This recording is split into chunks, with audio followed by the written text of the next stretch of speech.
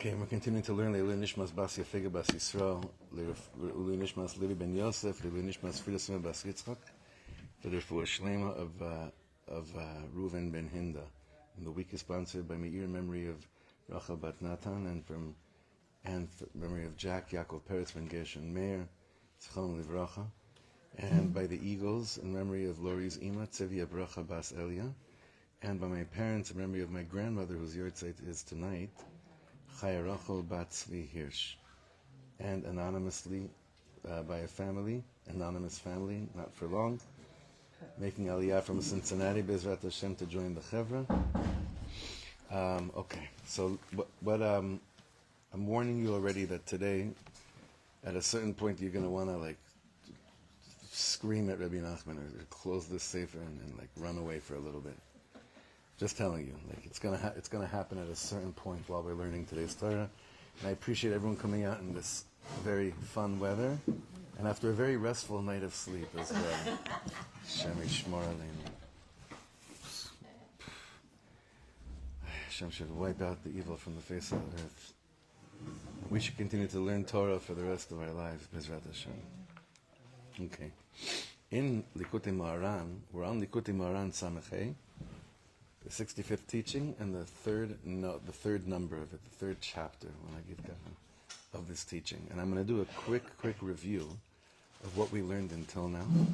And again, it's all connected. All of the themes and all the thoughts, all the psukim, all the ideas that Rabbi Nachman brings into his teaching of what we're like weaving a tapestry, mamish. So just quick reviews. We learned like this, that we're talking about the Baal Hasadeh, that there's a field where the neshamas of those who keep Torah and mitzvahs grow in that field. Other neshamas, they wander outside the field, either because they don't have the levush, they don't have the garments of Torah and mitzvahs, so they can't get in, or because they exited the field and are having a hard time trying to figure out how to come back inside.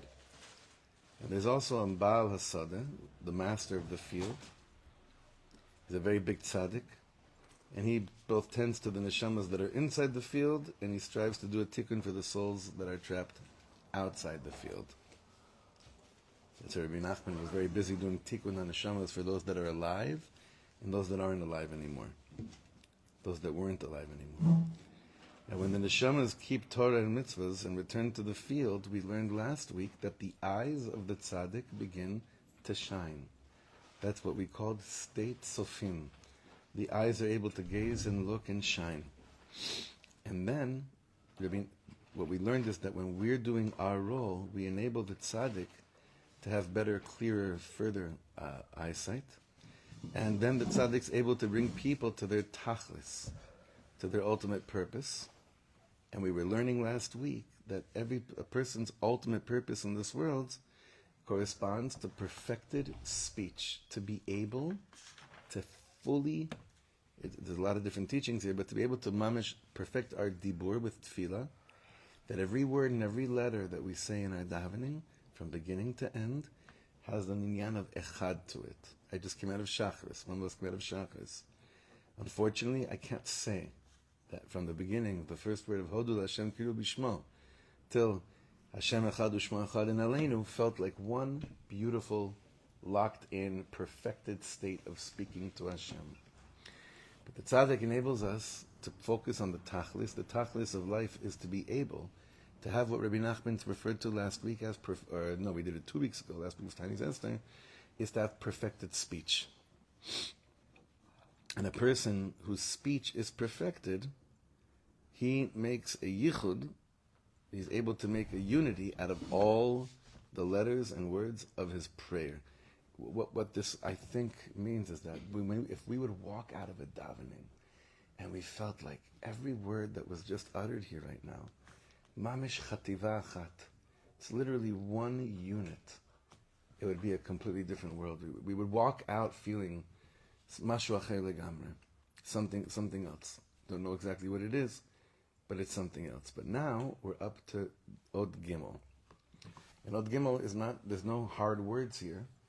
It's not hard Hebrew at all, but you'll see what I mean when I say that it's very hard to swallow. It's hard to digest. ודע, שבחינה זו, היינו בחינה אחד, זהו בחינס התכלס. This concept of the oneness of the perfected speech, this is really the ultimate goal.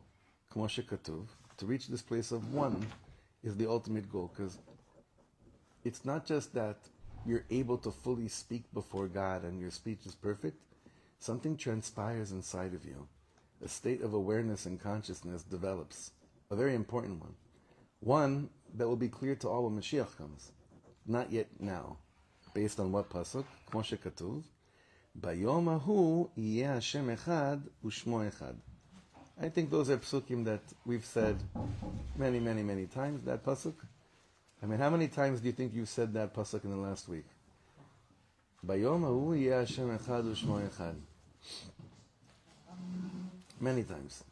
Many, many, many times. Ubayom ha'u, what is bayom ha'u? Hainu ha'tachlit, the purpose of life. Bechinas kulo tov, when everything will be good. Ki echad hu kulo tov, when there's oneness, the aspect of oneness will be prevailing in the world, all goodness will be. Like, if we always talk about this, one day the whole world will be one. What does that actually really mean? So he brings here a famous Gemara in Psachim.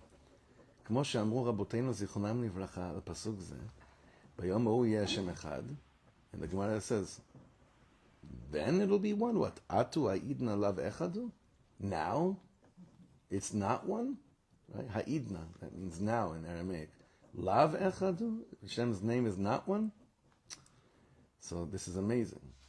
So the Gemara says, Ela ha'idna, nowadays, mevarchin al ara'ah, when you hear a bad thing, when someone dies, what bracha do you say? Baruch dayan ha'emet. Blessed is the judger of truth, right? And then when something good happens, what do you say? V'ala tova, you say, hatov v'ametiv. Aval le'atid, yivarchu al ha'kol, hatov v'ametiv. In the future, on everything that may transpire and happen, there won't be a bracha of dying. Why can't a person say Baruch Hatov? Why shouldn't a person say in this, contracted state of consciousness that we live in, when someone dies, you want to show them, wow, you have such Hasadeh, you've been learning Reb Nachman, you're flying. You say, my God, my aunt, my aunt was just killed in a car accident. Baruch Atah Hashem Elokeinu melech haolam ha'tov v'ha'ametiv. Can you imagine saying that to somebody? Come to a Shiva house. המקום ינחם אתכם, אבל באמת, אין רע יורד מן העולם. You don't speak like that. You don't say that. But in the future, the Gemara is basically saying, Rabbi Nachman is bringing this Gemara is saying, in the future, anything that transpires will lead a person to a clear notion of, on everything you say, hatov v'ametiv, nimtza shebechinas echad hu hatachlit ve'hu kulo tov, ki hatachlit hu kulo tov. In the pages that I gave you, we just started the second paragraph. Now here it gets really hard.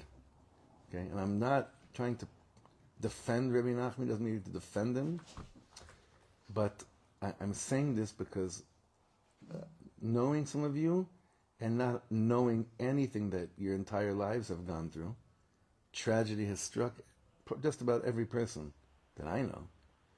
So that's why these next words we need a big dosage, a gulp of emunah while we say them, okay? כי אפילו כל הצרות והייסורים והרעות העוברים על האדם חס ושלום. All the pain, all the agony, all the bad things that befall a person, God forbid, אם יסתכל על התכלס, but if a person focuses on the ultimate purpose of life, בוודאי אינם רעות כלל, רק טובות גדולות. They're for sure not bad things at all. All they are is actually great good. Now, if I remember, Rabbi Nachman said this teaching right after his son died, Shlomo Ephraim. So he's not, that kind of helps us a little bit to take this in, because he's not speaking of like a person that's so detached from personal suffering, personal tragedy. He's talking about someone, Rabbi Nachman had 8 children, he buried 4 of them. And he died at 38. You understand? He died at 38. He buried 4 children. This is who we're learning such words from. Yes? So then if a person is going through what looks like to us like a hard time in life, why would we be davening to come out of it if we believe that it's all for good? No like maybe stira. Hashem is giving us something and we just have to go through it and not daven for it to change. No stira at all, because when you see a person suffering, right? Chas v'shalom, you see a person suffering, there's no inyan of, you can't say, this is exactly what Hashem wants, I'm not going to mess around with it. Hashem, quite often, the way we interpret it is that when we witness someone's pain, it's in order to awaken us to daven that their pain should end. That's the tachlis of that moment. And it doesn't soter the fact that what's going on right now, in the tachlis of it, is good. Pain doesn't mean bad. Yeah, it's a hard thing for our human minds to wrap our minds around. Pain, right, does not necessarily mean equal bad or evil. According to this, pain, sarot, in the real world of emet, all comes to what? To come out to what word? It's good. So why would we daven for change? Meaning, because health is also good. What? Health is also good. Meaning, because we don't voluntarily. I understand your question, but I think that we have to put on a different lens for this. If I'm exposed to someone's pain, even my own pain, right, even my own suffering, the point is to be aware that something's going on right now. There's some tikkun going on right now. I don't understand it. Awareness, that's one level. That's a level of das. The level of intellect, we must invite into our consciousness. But it doesn't then mean that it should stay like that. I'm having a hard time with that. But, because if you're saying that everything is for good, and a person, you're taking pain as a physical pain. I don't know, it doesn't have to be physical pain. It's something that in our eyes doesn't look complete because of where we're looking from. Right. Okay? But maybe it is complete. Maybe just I don't see it as a complete thing. And it's complete. So I should just daven for more emunah. Why should I daven for change? Listen, when someone's on eres dvai, that means like deathbed, right? What's the tefillah at that moment? Do you daven for refuah shlema? You do video with them, no? Why don't you daven for refuah shlema? Because there could be at one moment, we never know. So. What shlemus? What? No physical pain for them, whatever they go through. No, you use the word shlemus. Like, what does that mean from our perspective? How do we understand? I told you you're going to hate this. No, I want to work through it. I would let him help us work through it, because we could try to analyze this based on our my limited perception and understanding. But I think the tzaddik's words will woven something together. If not at the end, dish it out at the end. 100%. 100%. Well, isn't the paradox between emunah and just going with the flow of the tova and our hishtadlut? Sometimes it's like this paradox we always have to do. On one side we have to pray, Right. Because you never know. But to pray for what? To pray for what's the best thing for that person at that moment. That's what I'm saying. Meaning maybe the best thing is not that what's it called? Daka refuah. Maybe don't the always best know. that's that thing. So maybe We you should don't just pay always for know. more emunah. Yeah. Oh, you should always do that. Yeah. Like, regardless if a person's in pain or not. Things can be peachy. You have to daven for more emunah. And more guidance through something. But a trauma and a tragedy shouldn't be the cause. If my calling out to Hashem only comes from tragedies, then even if I get a higher attainment of emunah, it's still very kitabet. You know what I mean? It's still like second grade. The real moment, the moments where like reservoirs of faith come pouring down onto me, isn't only when I'm, mina meitzar, from the narrowness and depth I call out to you. It's also when you feel a moment of divine bliss. You see a beautiful thing, and you want to attach to the source of the beautiful thing. Hashem, I'm so in such a state of wonderment before this creation. That all adds to the picture of being able to get through this world. Okay. So again, כי אפילו כל הצרות והייסורים והרעות העוברים על האדם חס ושלום, אם יסתכל על התכלית, בוודאי אינם רעות כלל, רק טובות גדולות. כי בוודאי כל הייסורים באים בכוונה מהשם יתברך לטובתו. So here he says, because for sure, all affliction that a person goes through, they come down with direct kavanah from Hashem for a person's benefit. Im laskiro sheyashuv b'tshuva, whether maybe it's to awaken a person, to get their act together. Im lemarek avonotav, or it could be to cleanse a person of their sins. And if that's the case, im ken hayisurim hem tovot gdolot, ki kavanat Hashem yitbarach hu bevadai rak letova. So in a place like this, you see the afflictions are good, like great things, because Hashem's intention is without doubt only for the good. Nimtza. But the truth is, I want to, there's a footnote here, I think it's important. We're doing a lot of footnotes in this year. Listen to this. This is very interesting. He said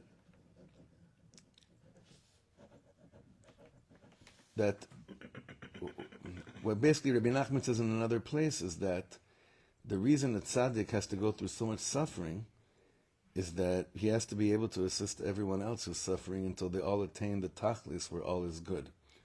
So Rabbi Nachman once said, when I first began to do tikkunim for people in the neshamas, like worked as Baal Hasadeh, I asked Hashem to let me feel the pain and suffering of others.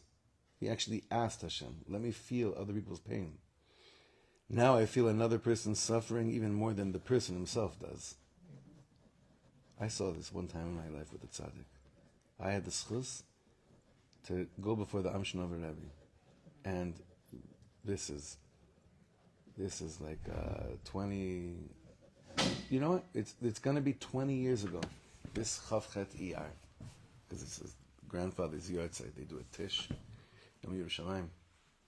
They don't do a tish for Yom Yerushalayim, but it falls out on Yom Yerushalayim, right? Amshnover Rebbe, Shlita. So I was waiting online. I think I shared this once, and I passed by. It was my turn, and I looked, and he gave me an apple or something, and then I whispered some tzaras I was going through, and he jolted back. I'm not kidding. He jolted back, and he started. What I told him in retrospect wasn't, something I would like come to the young me and say, oh, it'll be okay, It wasn't it wasn't like, it wasn't like my neighbor's son was kidnapped in Gaza. You know what I mean? It's not that.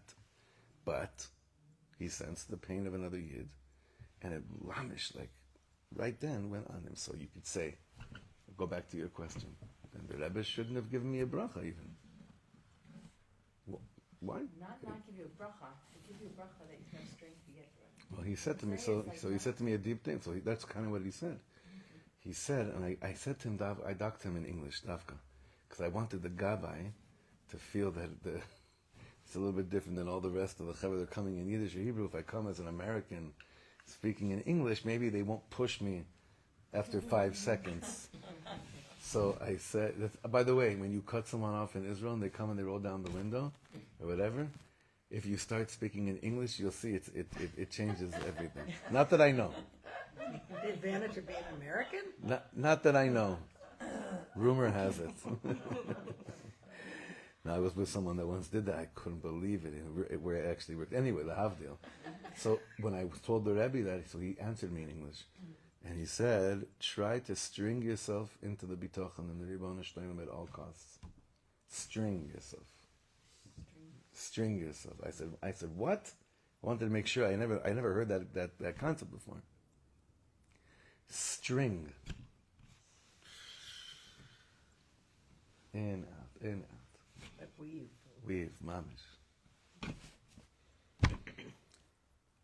נמצא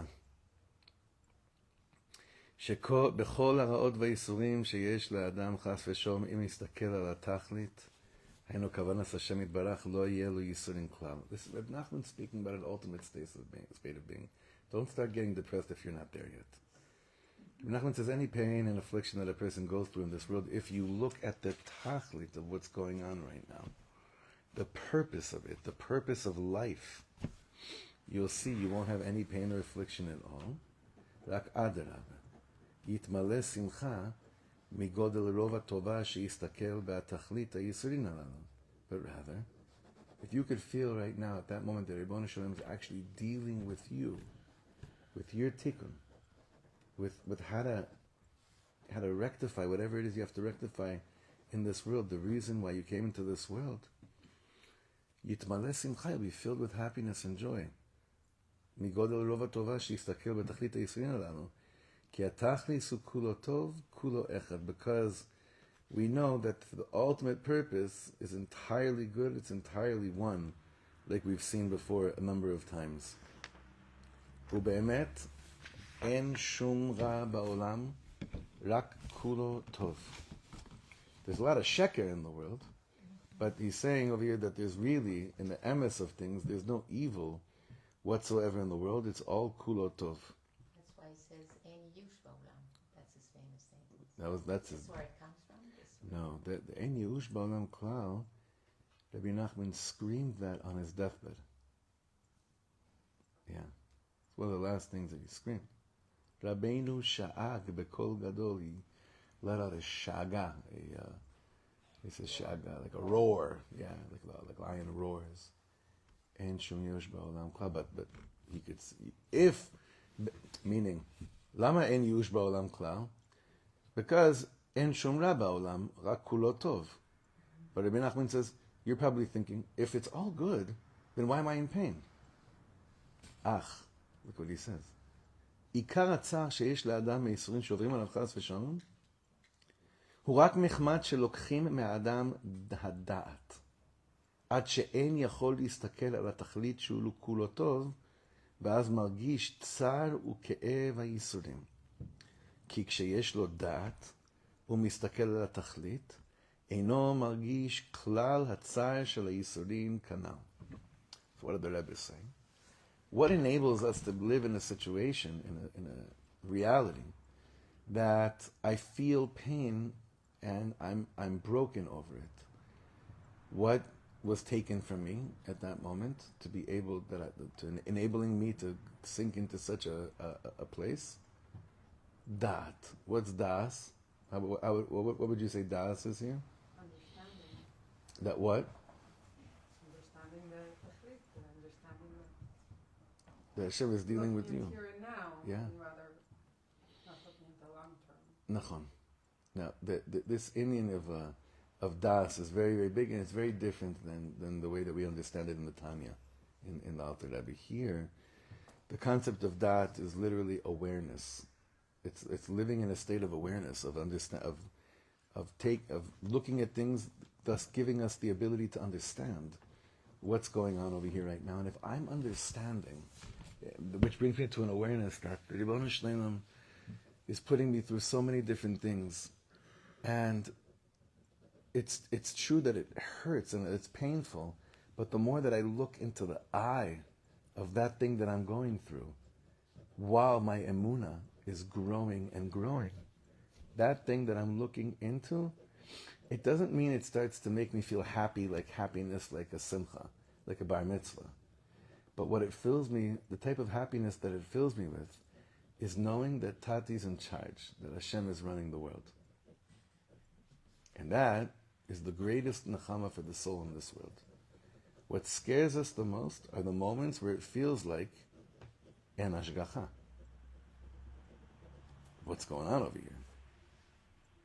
You let all these holy, beautiful young Jewish girls get raped at a festival in Simchas Torah. It looks like what you see. That's why these Torahs are very hard to, especially in our times. Like, you want to tell me? Let's watch some documentation from October 7th, then read this again, right? So it doesn't work like that. That's not the level of intellect we're speaking about. That's not the world we're talking about. Because for that, I don't need October 7th to have a hard time with this. I just need what? Life. Yeah. It's not like I need that. I need today. I need life. At any given moment in my life, in the last 100 years, for sure, I just need life, right? going back to the beginning, Yeah. we will only be able to understand this fully that you develop. They can. So what is our work now? Can. We as Bianza. He's going to explain to us. I mean, we could already say one thing. The work is to attach yourself to the tzaddik ha'emet. Why? Because the tzaddik ha'emet eitzot, his Torahs, his teachings, enable you to taste me'en olam haba much more than the average person in this world. Also, it gives you strength to get through. Betach. Oh. Have that, then like. Easier said than done, because when you're in the thick, when you're in the thick of in the midst of such a churban, such destruction, and someone comes tells you, Abenu amar she'en yush ba'olam klal, you want to punch them in the face. You even hear from the hostages that are coming back, and they say like things that they held on to. Well, they're changing the world. I think that they are actually changing. If we allow them to, you don't need any. You don't. I hate to say such words. You don't need to go Rebbe hopping. All you got to do is listen to them. Huh? The ones that are coming out talking about the Ribbon Shleiman. Yeah, the ones who say that. Talking about the ones that were vulnerable, that were their hearts somehow remained open, and they're talking about Hashem. Lo yuman. Lo yuman. What's the Balatanya's concept of that? You said it's different. Because by the Balatanya, there's a gradual state of awareness called Chokhmah, Bina, and Da'at, right? Chabad. And there, things take place differently. Da'at, in the emes of things, it's the same thing. But on the surface, it's not. Because I would say that by the Balatanya, the concept of Das is complete hitkashrut. We're in a state of closeness, of devek, of being close to each other, right? V'adam yadat chava ishto.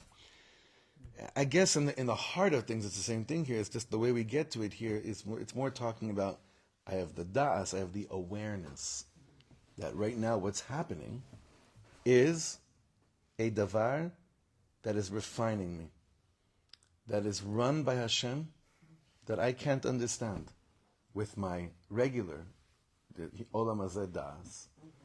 So the das that we're speaking about is an awareness coming from above. But again, like you said before, to fully grasp this will only be when Mashiach comes.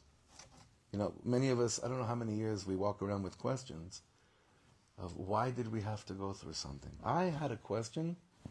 This is a crazy thing. I had a question. This is going to sound a little weird, but when I was young, much younger, hopefully I'm still young, but you know what I mean, like much younger, I found out about an affair that had nothing to do with me. And for years, I was trying to understand. I asked Hashem, boggled my mind, why on earth did I have to find out about such a thing? For years, it had nothing to do with it. Wasn't me, my family, nothing. I had no idea. There's a lot of things we walk around with for years, and Yevon Shleim, why did I? So one level is, why did I have to find out about such a thing? Another level is, why do I have, we have these questions, why do I have to go through something? Why? At a certain point, like, it's not like 25 years later, that's why I had to. That's not what happens. It's just that the things that you really wonder, all the why questions, think about yourselves. Even though we have them for many years, the way we ask them changes when you stick with the relationship with Hashem. The way you ask the question, why did I have to go through something, it changes. It may still be there, but the more we attach ourselves to the words of the righteous tzaddikim, the holy tzaddikim and tzadkaniyos from every generation, somehow the way we ask these questions change. They're still there. Sometimes they're not, but for the most of the real ones, they're still there. We just ask them differently, but we can't really see it. Okay, so let's continue. Ubazet tavin, we're in the fourth paragraph in the pages that you have. Ubazet tavin davar ne'elam v'nistar. Now we can understand something very hidden and concealed. מה שנטבע בנפש האדם, something that's embedded, it's an instinctive human response.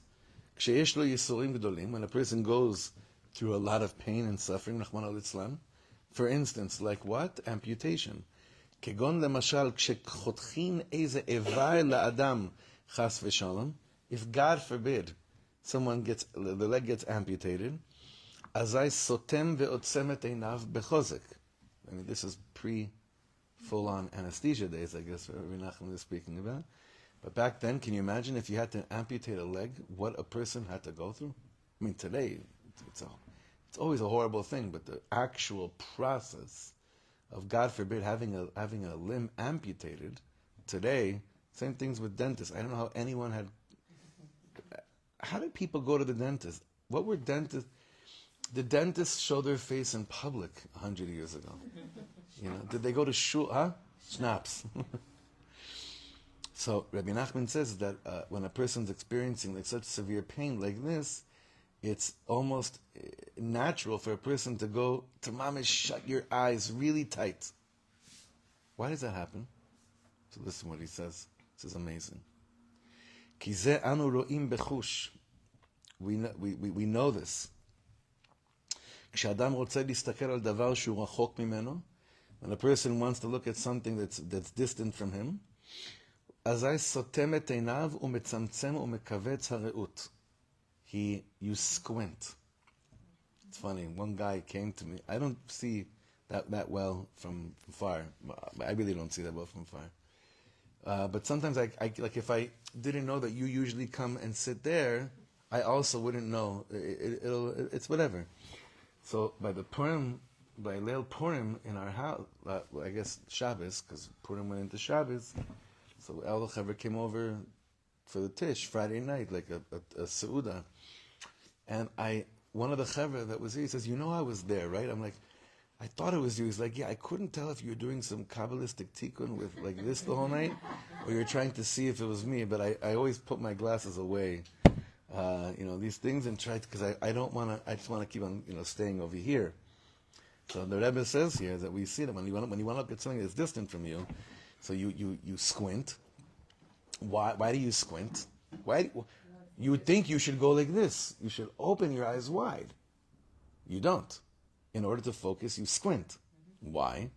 כדי לכוון הראות אל הדבר הרחוק שרוצה לראות. This is unbelievable.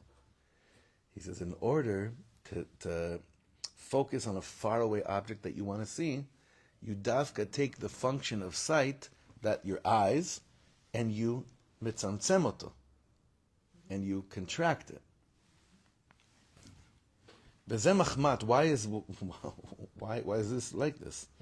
So it's because like this. Ki hareut hu misharet v'shaliach shel hamoach. Because the vision is the shliach, he's the emissary of who? Of the mind, of the brain. To do what? What's its shlichus? Right? It serves the brain. How and why?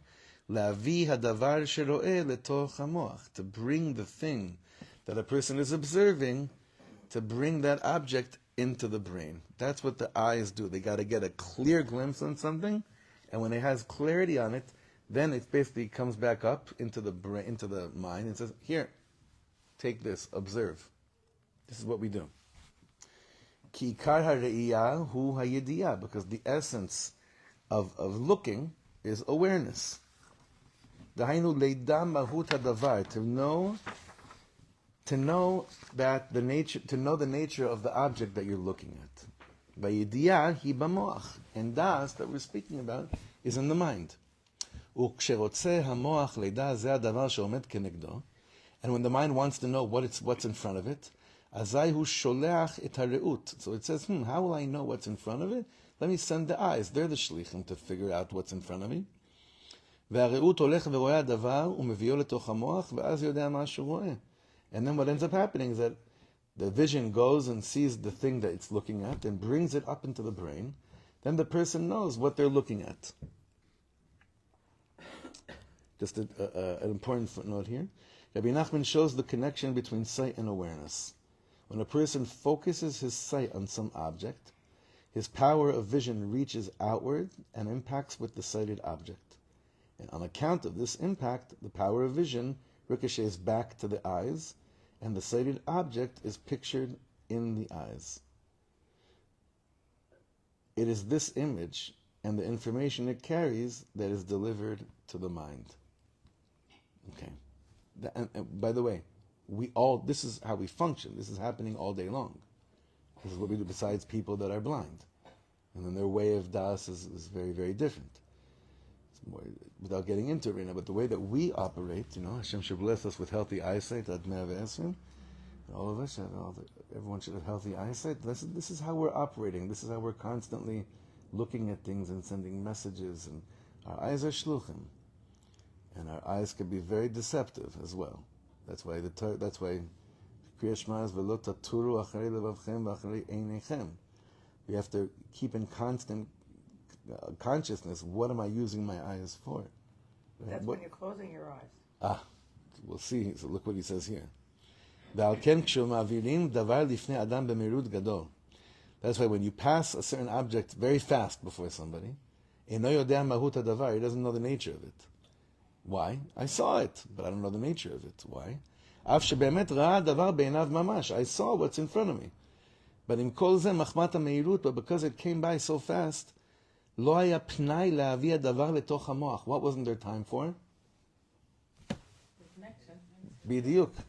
There wasn't time for like saying here brain, look. There wasn't time for it.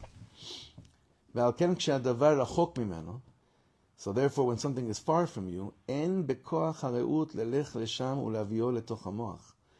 The strength of sight doesn't have, is not strong enough to go and bring what's far and bring it into the mind. מחמת שהדברים האחרים שרואה מן הצד מבלבלים אותו.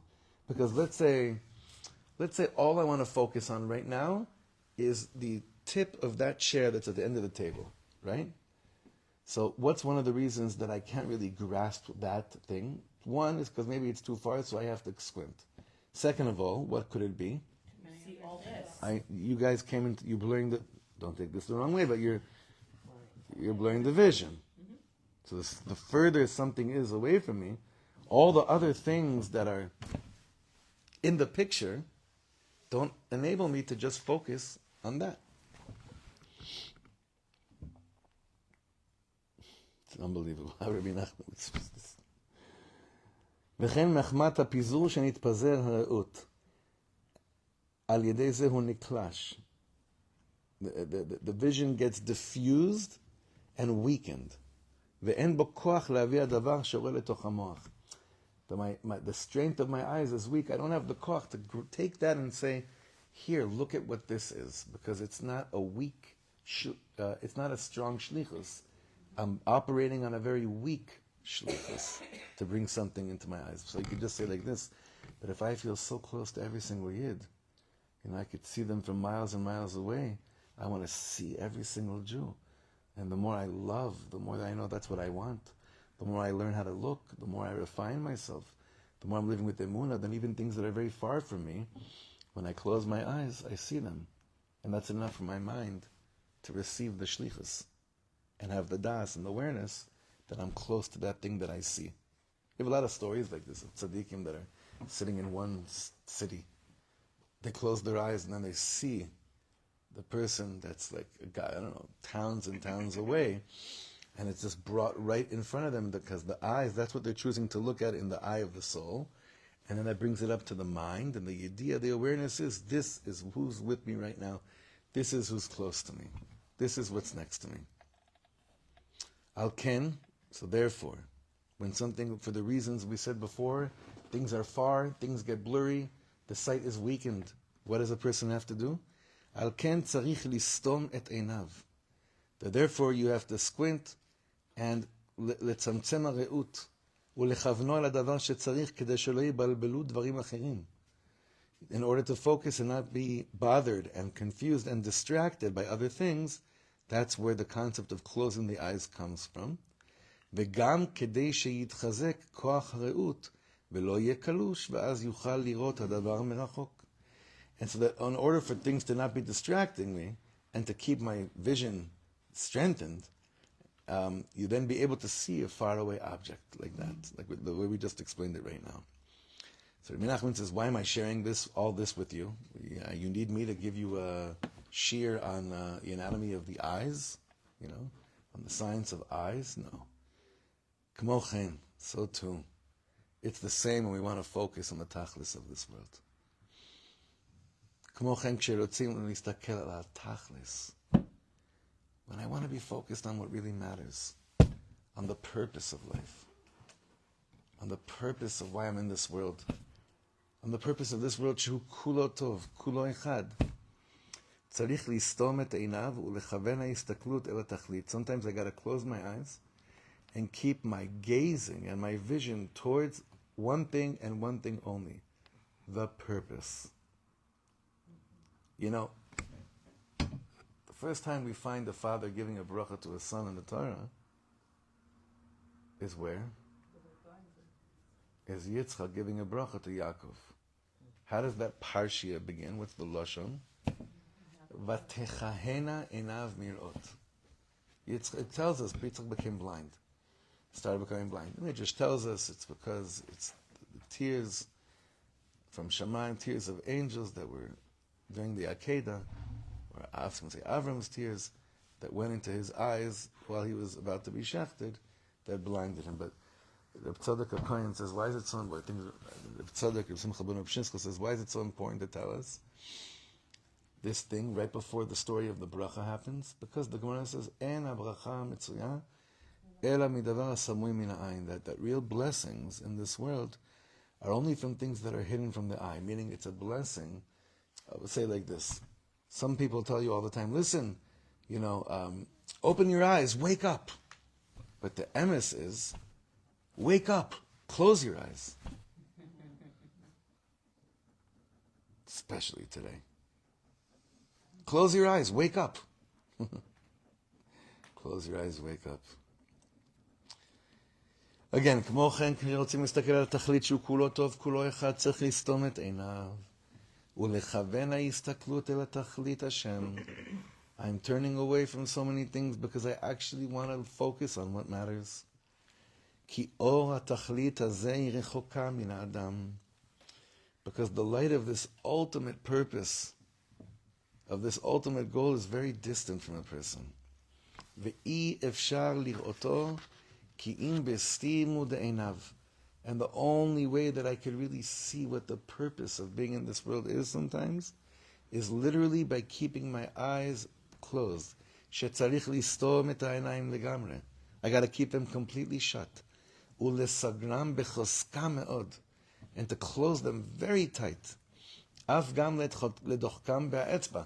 He's saying even taking your finger and making sure your eyelids remain closed sometimes, how much you need to work on stopping to look from things that are confusing you from what the purpose of this world is. כדי לסתמם לגמרי. ואז יוכל להסתכל על התכלית הזה. And then you can look, and then you can focus on this ultimate goal. Just a footnote here, Rebbe Nachman emphasizes the need to close them completely because even a slight distraction has the power to deflect one's gaze from the tachlis. But even this may not be sufficient, because the eye's natural tendency, is we were born like this, what's the natural tendency when a person is awake? Is to be open. You ever try closing your eyes, not to go into a meditative trance, but just to you're sitting in a room with someone, right? And you want to feel like you're aware and connect and whatever. You ever try keeping your eyes closed and letting the person know you're going to do something first? Otherwise they'll think you're crazy. But sitting with someone and just talking like this the whole time, you'll see that you're going to have to try to work on keeping your eyes closed because our nature is to keep them open, gazing outwards. And therefore, a person must close them completely and keep them shut tight. You have to make a determined effort to close yourself off from the attractions and distractions of this world, even to the point of, like we said, pressing a finger on the eyes to keep them completely shut. And then you start looking with your mind's eye. You're still looking, but you're looking with the eye of the mind, of the moach, on the tachlit of the world. This will bear fruit. Now, this is amazing. Listen to this. Reb Nosson relates that when Rabbi Nachman was giving over this lesson, he pressed his finger on his eye to illustrate how one must learn to close his eyes to this world and focus on the world to come. This is special. Okay. Hainu. שצריך לסתום את עיניו מחזו דהי עלמא לגמרי. Rabbi Nachman is very repetitive here.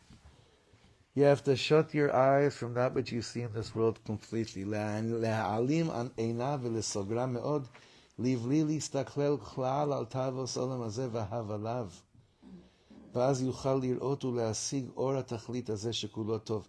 When a person really refrains from running after anything that is seduced through eyesight and through the lusts of this world, when I've shut it all off, like legamre, all off, then I'm able, as a hava, to get back to what you said, like how, then I'm able to actually go through this world with the proper corrected sight of seeing and experiencing the world that's called kulotov. ואז יתבטלו הייסורים, and then the afflictions will stop. כי עיקר הייסורים מחמת שרחוק מהתכלית, because the only reason he's saying that really why you're going through such pain and affliction is because you're far from the real purpose of life, which is the oneness of God. ועל כן נתבע בנפש האדם לסתום עיניו בשעת ייסורים. And that's why the instinctive human response is to close your eyes when you're experiencing pain. Why? כדי לברוח מהייסורים ולבטלם. Subconsciously, you don't realize what you're doing. When you're going through pain and affliction and you're closing your eyes, what do you start looking with? What are you using now to look at the world with, to look at life with? The mind's eye. And in the mind's eye, it stays focused on what really matters.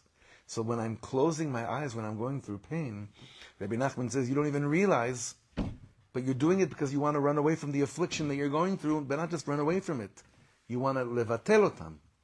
You want to annihilate. You want to cancel it out. By what? How do I cancel out pain and yisurim and afflictions? Al yedei ha'istaklut al ha'tachlit, by looking at the purpose of life. By looking at the purpose of God's world, which is kulo tov. She'istaklut azot i-efshar ki'im al yedei stimat ha'inayim. You cannot get to the place that Rabbi Nachman is speaking about if you're keeping your eyes open. Now, this doesn't mean you have to walk around, obviously, with your eyes closed. He's speaking that both, literally, this is what happens, but also in a deeper way, when you look around the world, learn, do whatever you can, to learn how to look at everything in the world through eyes of tachlis, and not getting caught up in things that actually don't matter. Mamish, that don't matter. I give a bracha, every chassan and kala that I have the privilege of marrying off, I speak about that all the time. The things that are important should be important to you. But Gavat, the things that aren't important should just not be important to you at all. Sometimes the biggest switches in life come from like realizing this actually isn't important to me. I'm going to not have it be important to me. Or saying, actually, this is important to me. That's tonight. Today's my second daughter's birthday, Aura. She turns 14 today. And she's...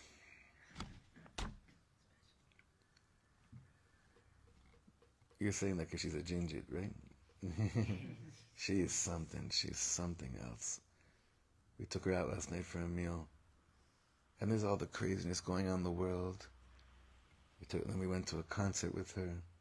A certain musician that I like. Hopefully she liked too. There was nothing more important. There was nothing more important that could have been done last night. And I got nothing done, right? That's sheker. I got everything done. Everything. But there's moments of realizing that I want to live every day like that. I want to live every moment of my life like that. For that, I need to close my eyes from the world that distracts me from the tachlit, Rabbi Nachman says. and right at the end here, ve'af she'adam eno yodea klum ma hu oseh. Person may have no idea what they're doing. Af al pi chen hanefesh yodat hakol. We said before that when you close your eyes, when you're going through pain or having your leg amputated, whatever, you want to run away from the pain. It's in nature. You want to run away from it, and you're also mevatling it. Reb Nachman says, don't think that you're conscious that that's what you're doing. But you know who knows? Aval hanefesh yodat. Af al pi chen hanefesh yodat. Ve'al ken mutba'a listom ha'einayim b'shat ha'yisurim. Meaning, a person may be entirely unaware of what we do. Sometimes, so often, Rabbi Nachman says we do things instinctively, and we're completely unaware of why we do it, but we do it because that's just our instincts. The soul's aware of why it does it. There are a lot of different instances throughout Likutei Moharan, and we could talk about that in other times, but this one of the closing of the eyes, ayah, right? Why are you doing that? Why are you doing that? Because you're running away from the affliction, and hopefully nullifying it as well. So therefore our instinctive response is to close our eyes when we experience pain, like we have learned above. So I want to review everything now that we've finished now Od Gimel. This is very gutsy of us to have taken this is a very high level teaching in the Likutei Moharan. We've done now Aleph, Bet, and Gimel. But let's remember how we got here. There's a field where the souls of those who keep the Torah and its mitzvahs grow. Other souls wander about outside this field, either because they lack the garments of Torah and mitzvahs, and so they can't gain entry, or because they exited the field and find it difficult to return. There's also a Baal Hasadeh, a very great tzaddik, who both tends to the neshamas that are in the Sadeh and strives to fix the souls that are trapped outside the Sadeh. When the neshamas that keep Torah and mitzvahs return to the field and do what they're supposed to be doing, then the eyes of the tzaddik shine, and he's then able to bring people to their tachlis, to their ultimate purpose and goal, which corresponds to perfected speech. A person whose speech is perfected makes a single unity, a oneness, out of all the letters and words of their prayer. Unity and oneness are synonymous with the tachlis, the aspect of entirely good. A person whose mind's eye is focused on the tachlis understands that evil and suffering are ultimately good, since they come from Hashem for the purpose of bringing one closer to the tachlis. The reason people nonetheless experience suffering is that they have yet to attain perfected da'at, which is true awareness of the divine. The mind attains such da'at and the knowledge that all is good by shunning the attractions and temptations of this world. Sometimes it's, the opposite, where after when you close your eyes, all the thoughts, and your mind starts racing, all the bad things or things that you have to do, or you have to go, not enough to just close your eyes. You have to go through the process until you can get to this place. Of course. Nachon.